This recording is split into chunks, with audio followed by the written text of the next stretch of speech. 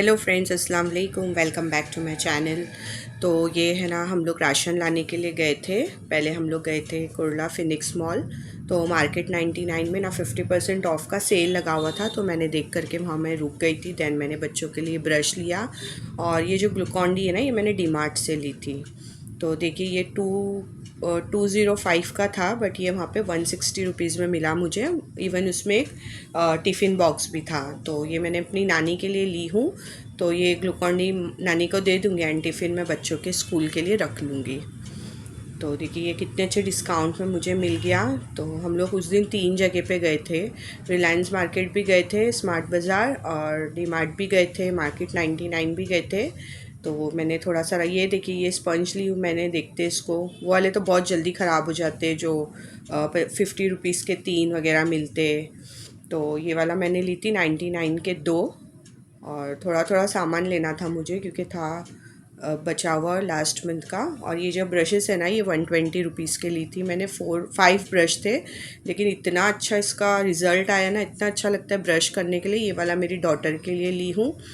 Actually Israel का product नहीं लेते ना, तो कोलगेट भी वही है, सेंसोडाइन भी वही है, तो इसके लिए मैं ये वाले ले ली थी। और ये हम लोग वाटर पार्क जाने वाले ना, तो डीमार्ट से मैंने अपने लिए एक टी शर्ट भी ले ली थी। तो थोड़ा जो भी राशन था ना, बस वही लिया था मैंने, ज़्यादा नहीं ली थी। हम लोग कुर्ला गए थे दूध का, जो मैं बॉक्स लेती हूँ ना का, वो लेने के लिए। तो यहाँ पर मैंने आइसक्रीम प्रीमिक्स लेकर आई थी, तो उसके लिए ये लेकर आई हूँ कि मैं आइसक्रीम मंगाऊँ। और मैं सोसाइटी के अंदर है ना, अग्नि मिक्स करके यूज़ करती हूँ। तो मैंने ना 2 मैंगो लस्सी भी ले ली थी। तो एक मैंगो लस्सी है ना, अंदर फूट गई थी, पता नहीं कैसे, पूरी इतनी स्मेल आ रही थी। जैसे ही मैंने ये बैग को मूव की ना राशन निकालने के लिए, रात को लेकर आई थी, एंड देन मैं मॉर्निंग में इसको ओपन की थी। तो फिर ये इतनी स्मेल आ रही थी, तो मैं सोची कि क्या स्मेल आ रही है। तो देखी तो अंदर लस्सी फूट गई है। मैं उसको निकाल के रखना भूल गई थी। मैंने मस्का निकाल के रख दी थी, बट मैं लस्सी निकाल के रखना भूल गई थी। तो देखिए, ये जो है प्लास्टिक से, मैं इसको वॉश कर दूँगी। और ये थैली को भी मैं बकेट में सर्फ में भिगो के रख दूँगी। तो ये भी हो गई है। ये 1 और 2 आवर का बाद का टाइम है, जब मैं राशन ओपन की थी। तो मटन मैंने कट कर ली हूँ। अब इसको वॉश करके एक पानी से धो के ना, जो बचा हुआ रहता है ना, मैं फ्रिज में रख देती हूँ, और फिर मैं इसको बाद में यूज़ कर लेती हूँ। क्योंकि अभी मेरी मम्मी आने वाले थे, तो वो मेरी नानी है ना, बड़े का गोश्त नहीं खाते हैं, तो इसके लिए फिर मैं अभी इसको फ्रीज़ करके रख दूँगी। तो अभी यहाँ पर मैं गोश्त को बॉईल होने के लिए रख दूँगी। मटन को मैं भी बनाने वाली हूँ मटन बिरयानी।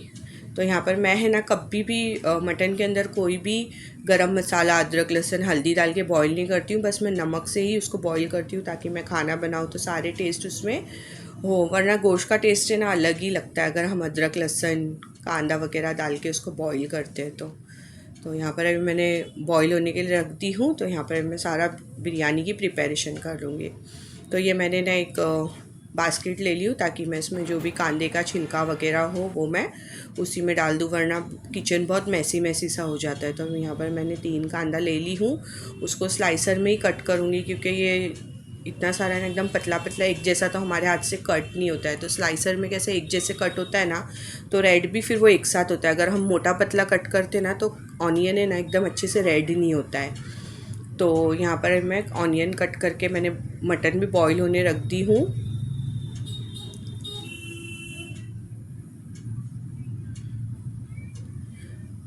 मैंने 3 ऑनियन ली थी, तो मुझे ऐसा लगा कि ज़्यादा है, फिर मैं ज़्यादा कम करते करते, लेकिन मैंने पूरा डाल दी थी। तो यहाँ पर मैं आलू एक ही डालूँगी, इसके 4 पीसेस करके। क्योंकि डॉटर तो है नहीं, मेरी बेटी अभी गई है नानी के घर पे। जिस दिन स्कूल की लीव मिल गई थी ना, वो उसी दिन नानी के घर पे चली गई थी। तो मैं 4 पीसेस कर लूँगी, क्योंकि बेटा कभी खाता है कभी नहीं खाता है। टमाटर 2 ही डालूँगी, क्योंकि 2 लोगों की बिरयानी है। बेटा तो क्या, हम लोग दोनों में खा लेता है। तो दही भी मैंने डालना है, तो इसके लिए मैंने सिर्फ 2 ही टोमेटो ली हूँ। अगर आप ज़्यादा बना रहे हैं तो टोमेटो और ऑनियन थोड़ा ज़्यादा यूज़ करना होता है, उसी का ही मसाला पूरा रेडी होता है। तो देखिए, मेरा स्लाइसर ये टूट रहा है ना, मुझे एकदम हर्ट फील होता है कि अभी ये ख़राब हो जाएगा, तो मुझे इतना शार्प कहाँ से मिलेगा। इतना अच्छा स्लाइसर है ना, एकदम ईजीली इसमें एकदम अच्छे से स्लाइस हो जाता है। लेकिन इससे ना हाथ बहुत कटते हैं। ऑनियन कट करते करते मेरी मिडल फिंगर है ना, कट हो गई थी, बहुत सारा ब्लड भी निकला था।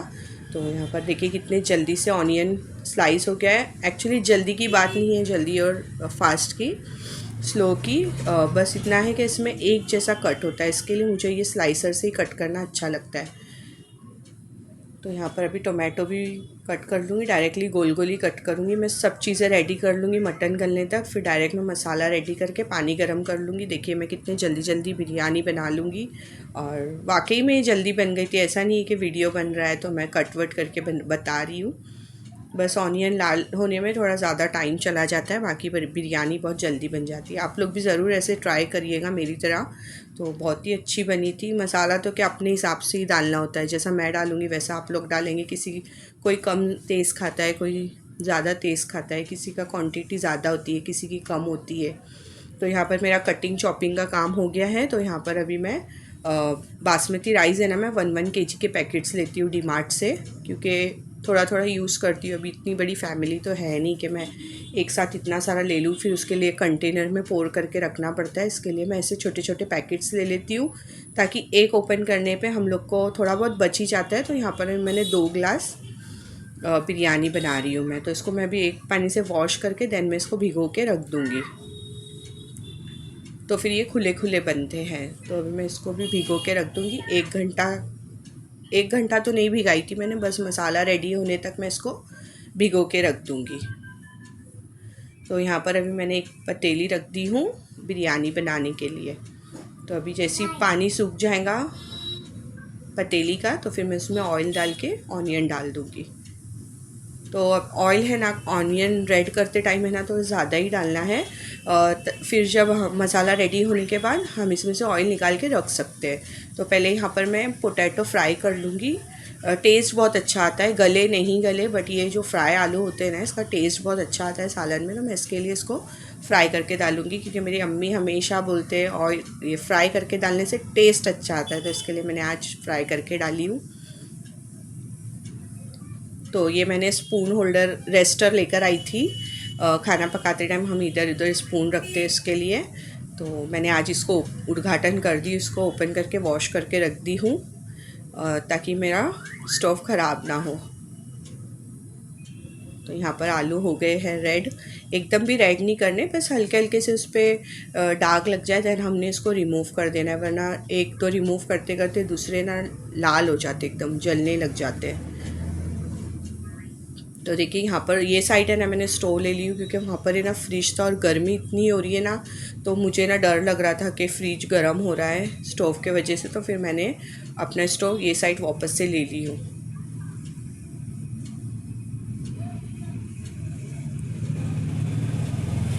तो देखिए कांदा भी मैं एकदम अच्छे से रेड कर लूँगी। जब हल्का सा ब्राउन हो जाएगा ना, तभी हमने इसकी स्टोव की फ्लेम एकदम स्लो कर देनी। तो यहाँ पर मैंने पानी गर्म को रख दी हूँ।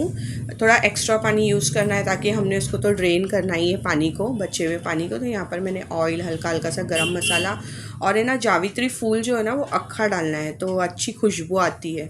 मेरे हस्बैंड तो मुझे पूछ रहे थे कि केवड़ा एसेंस डाले क्या बिरयानी। मैं बोली नहीं, आज अक्खा मैंने जावित्री फूल डाली थी।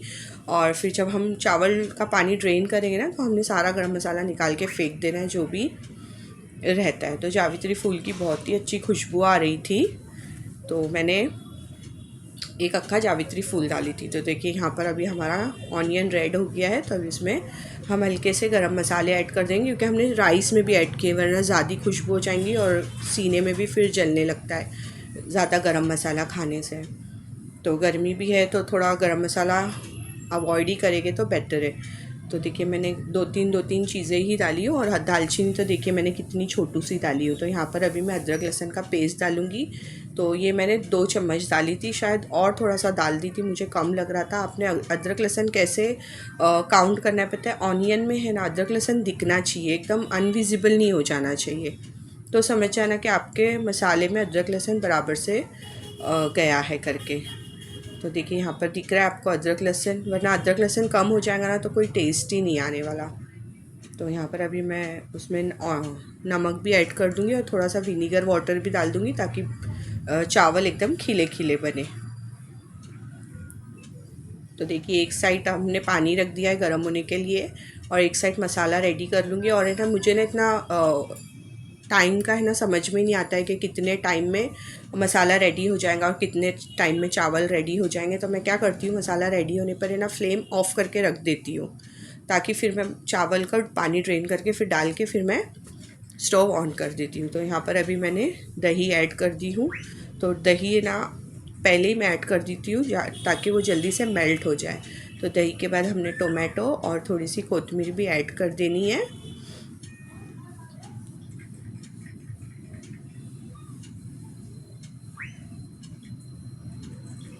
तो देखिए यहाँ पर मैंने मटन बिरयानी मसाला मंगाई थी, बट मेरे पास ये चिकन बिरयानी मसाला था, तो मैंने यही एक पैकेट ऐड कर दी हूँ। और हल्के हल्के से सूखे मसाले ऐड करने, मैंने मिर्ची की बुक्की ऐड की हूँ दोनों, हल्दी, नमक, हल्का सा गरम मसाला एंड धनिया पाउडर। ज़ीरा पाउडर नहीं डालना है, वरना उसकी खुशबू से ना बिरयानी का टेस्ट ही डिफरेंट हो जाता है। तो यहाँ पर अभी मैंने आलू भी ऐड कर दी हूँ, ताकि ये आलू गलते रहे आराम से मसाले के साथ, क्योंकि ये गले नहीं थे, बड़े बड़े पीसेस थे ना, तो इसके लिए गले नहीं थे। तो यहाँ पर अभी मैंने कोरिएंडर भी ऐड कर दी हूँ। इसको हल्का हल्का सा ही भूनना है, बिरयानी है तो भाप में तो अच्छे से गल ही जाएंगी। तो यहाँ पर मैं गल गया है मटन को ऐड कर दूँगी, हल्का सा उसका स्टार्च भी डाल दूँगी, गोश्त का पानी, तो उसकी भी अच्छी टेस्ट आती है। तो देखिए मोस्टली यहाँ पर अभी मेरा सारा मसाला रेडी हो ही गया है बिरयानी का। तो अभी हमने इसको ढक के रख देना है। जैसे इसमें भाप आएंगी ना, तो मैं इसको स्टोव को बंद करके रख दूँगी। और 2 हरी मिर्ची भी डाली हूँ मैंने, आप लोगों को दिख रही होंगी, मैं बताना भूल गई थी। तो यहाँ पर अभी मैं ढक के इसको रख दूँगी, और फिर इसमें से अच्छी भाप आ जाएंगी ना, तो मैं इसका स्टोव भी बंद कर दूँगी। तो अभी यहाँ पर पानी को भी जोश आ गया है, तो पानी में अभी मैं चावल डाल दूँगी। मैं है ना वो जो एक कनी चेक करते हैं ना, मैं वैसे चावल नहीं बॉईल करती हूँ, मैं पूरे ही पका लेती हूँ। मुझे ना इतना हिसाब नहीं समझ में आता है, तो आप लोग भी ऐसे कर सकते हो। अच्छे से उसका पानी ड्रेन करके हमने मसाले के ऊपर चावल डाल देने हैं, बस उसको ज़्यादा दबाना नहीं है ताकि चावल टूट ना जाए। उसको हल्के हल्के हाथ से हमने मसाले के ऊपर सेट कर देना है। तो अभी हम इसको ढक के रख देंगे पकने के लिए। तो ये पकने के बाद देन फिर हम इसको ड्रेन करके मसाले के ऊपर डाल देंगे। तो यहाँ पर देखिए माशाल्लाह कितने लंबे लंबे राइस बने थे, 1 इंच के हो गए थे। शायद ये मैंने 71 रुपीज़ kg से लिया था डीमार्ट से। तो देखिए मैं आपको इन्हें साइज़ बता रही हूँ, और पूरे पक चुके हैं ये चावल, इसमें कोई एक कनी आधी कनी कुछ नहीं है। तो देखिए एकदम अच्छे से बन चुके हैं। मैं इसको स्ट्रेनर पे डाल के इसका पानी पूरा स्ट्रेन कर दूँगी, ड्रेन कर दूँगी।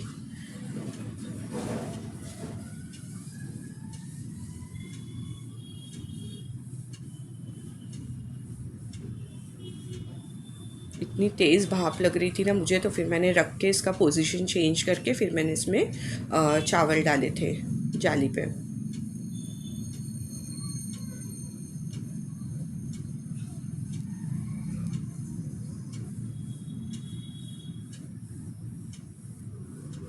थोड़ी सी बिरयानी बनानी होती है ना, तो एकदम इजीली बन जाता है, बट यही चीज़ अगर 8-10 लोगों के लिए बनानी है, तो ऐसा लगता है कितना राड़ा हो रहा है घर में, कितना ताम झाम हो रहा है, कितना काम बढ़ जा रहा है। अभी हम 2-3 जन हैं तो इजीली बन जाते। तो देखिए यहाँ पर मेरा स्टोव है ना ऑफ़ है, मेरा मसाला रेडी हो गया था। तो अभी मैं चावल इस पर डाल के देन मैं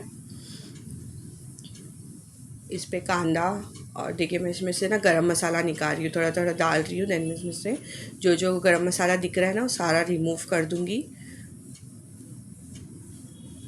तो मैं इसके ऊपर ऑनियन, फूड कलर और कोतमीर डाल के इसको दम पे रख दूँगी। हल्की सी भाप आने पे फिर मैं इसको बंद कर दूँगी, क्योंकि चावल भी पूरा पका हुआ है, मसाला भी अच्छा सा भुना गया है। तो मैं तवा रख के इसको दम पे रखूँगी। तो मैं इसके ऊपर कुछ भी ऐसा भाप जमने के लिए कुछ भी नहीं रखूँगी, बस इस पर ढक्कन ढक के मैं इसको हल्की सी भाप आने तक रखूँगी। तो यहाँ पर अभी मैं कचुम्बर बना लूँगी। तो कचुम्बर के लिए मैंने सिर्फ ऑनियन, हरी मिर्ची और दही कट किया है। मुझे ना ऐसी वाला कट किया हुआ कचुम्बर अच्छा लगता है बिरयानी से एंड पुलाव से। तो मैंने इसको ऐसे ही लंबा लंबा कांदा कट कर ली हूँ। अब इसमें हरी मिर्ची और दही डाल के, नमक डाल के इसको रख दूँगी, ताकि ये इतना है ना हम लोगों को दोनों टाइम हो जाएगा ये। ये जो दही के बॉक्स होते हैं ना 10-10 रुपीज़ वाले, मुझे बहुत अच्छे लगते हैं कि इसमें कोई हिसाब ही नहीं देखना होता है। एक मैंने बिरयानी में डाल दी हूँ, एक मैं कचुम्बर में डाल दूँगी, देन हो गया।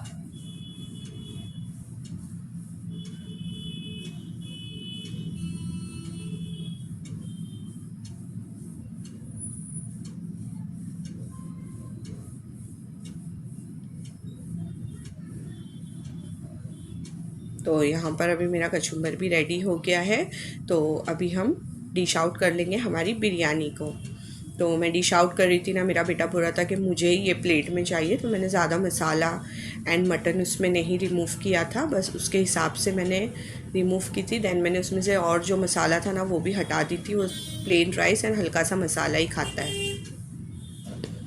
तो देखिए कितना अच्छा कलर लग रहा है और टेस्ट भी अच्छा था। बोलने से क्या होता है, बट आप लोग ज़रूर ट्राई करिएगा। आप लोगों को देख के समझ ही रहा होगा कि ये वाकई में अच्छी बनी है बिरयानी।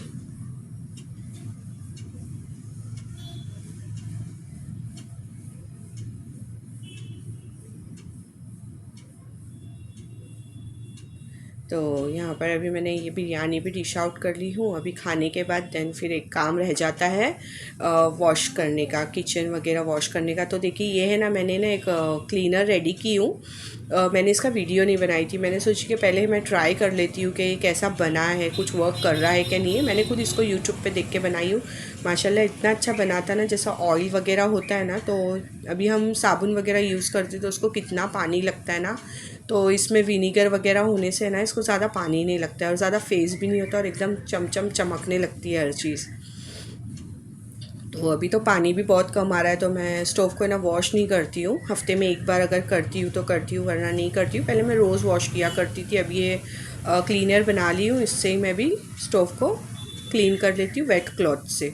तो देखिए मैं, और है ना, इससे क्या होता है पता है, आपकी जो चाय वगैरह मिल्क वगैरह गिरता है ना, तो ये डालते ही ना सब कुछ जैसा एसिड डालने पर कैसा फट जाता है, वैसी चाय भी और दूध भी सब कुछ है ना एकदम ऐसा फट जाता है, एकदम फट करके निकल जाता है जो भी चीज़ें इसके ऊपर गिरती है। तो देखिए मैंने वेट क्लॉथ से पोंछी, देन एक टिश्यू पेपर से पोंछ के इसको हटा दी। मैं अभी ये ख़त्म हो जाएगा ना, देन मैं आप लोगों को बताऊंगी कि ये मैंने क्लीनर में क्या क्या यूज़ की थी और इसको कैसे बनाई थी। इंशाल्लाह मैं नेक्स्ट व्लॉग में या तो फिर 15-20 दिन के बाद मैं आप लोगों को बताऊंगी। तो यहाँ पर देखिए बर्तन, तो पता है आपको, एक चीज़ बनाओ तो मैं कितने निकाल देती हूँ। बहुत बर्तन निकलते, पता नहीं मेरे हाथ से अल्लाह जाने क्या करती हूँ मैं, इतना बर्तन निकाल लेती हूँ। अम्मी लोग खाना बनाते ना, पता भी नहीं चलता और बर्तन भी नहीं निकलता इतना। मेरे हाथ से बहुत ही ज़्यादा बर्तन निकलने लगता है। मैं ना हर चीज़ के लिए अलग अलग प्लेट लेती हूँ, अलग अलग स्पून लेती हूँ ना, तो उसमें थोड़ी गड़बड़ हो जाती है। तो यहाँ पर देखिए मैंने स्टोव की भी सारी जाली वगैरह, प्लेट्स वगैरह भी वॉश कर ली हूँ। मुझे ना ऐसा व्लॉग बनाती हूँ ना, तो अगर मैं उसमें एंड नहीं दिखाऊँ ना व्लॉग में कि मैंने एंड में क्या की, ऐसा इनकम्प्लीट सा लगता है। तो फिर मैंने सोची कि चलो आज भी बर्तन वगैरह भी धोते हुए बता देते। तो देखिए यहाँ पर मैं जर्मन के बर्तन मोस्टली काले साबुन से ही धोते होंगे, ब्लैक कलर का जो साबुन होता है जर्मन के कांटे वाले से, तो ही बर्तन चमकते। मुझे तो बर्तन चमकाना बहुत अच्छा लगता है। मैं ऊपर ऊपर से मतलब उसको अच्छे से चमकाती हूँ, अंदर से नहीं चमकाती हूँ, वरना पतले हो जाते जर्मन के बर्तन। तो अंदर से सिर्फ क्लीन होने जितना क्लीन करती हूँ, देन ऊपर से मुझे अच्छे चमकने चाहिए बर्तन के, हाँ अच्छा लगे, देख के भी अच्छा लगने चाहिए बर्तन। वो उतरे हुए मुँह के बर्तन मुझे ज़रा पसंद नहीं है। उतरे हुए मुँह के बर्तन मैं हमेशा ऐसी बोलती हूँ कि उतरे हुए मुँह के बर्तन दिख रहे तो फिर मैं घस के उसको अच्छे मुँह के बर्तन बना देती हूँ चमका के।